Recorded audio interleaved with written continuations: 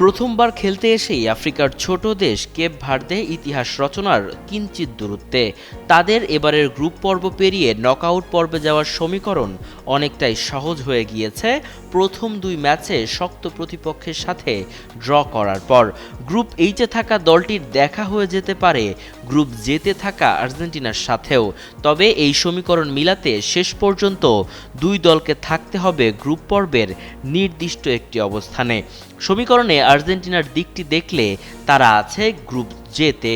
তাদের সাথে আছে অস্ট্রিয়া, আলজেরিয়া ও জর্ডান। তাদের গ্রুপ পর্ব শেষে থাকতে হবে পয়েন্ট টেবিলের শীর্ষে। ক্লেমনের কিউআর কোড স্ক্যান করো আর ঘুরে দেখো বাংলাদেশের ঐতিহ্য। ক্লেমন, ক্লিয়ারলি বাংলাদেশি। এর মধ্যে কারো সাথে পয়েন্ট সমান হলেও থাকতে হবে গোল ব্যবধান ও ফেয়ার প্লেতে এগিয়ে।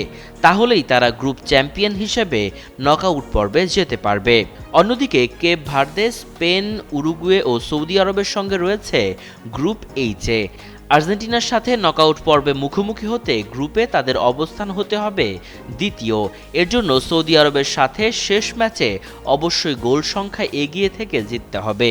তবে স্পেন যদি উরুগুয়েকে হারিয়ে দেয় তাহলে এই ছোট দ্বীপরাষ্ট্রটির সৌদির সাথে শুধু ড্র করলেই চলবে। সবশেষ আর্জেন্টিনা বনাম কেপ ভার্দের ম্যাচআপ নির্ভর করছে দুই গ্রুপের শেষ ম্যাচের ফলাফলের ওপর। আর্জেন্টিনা তাদের সমীকরণে ঠিকঠাক অবস্থানে থাকলেও কেপ ভার্দের জন্য সমীকরণটা এতটাও সহজ নয়। তবে তাদের মুখোমুখি হওয়ার সম্ভাবনাকে উড়িয়ে দেওয়া যায় না।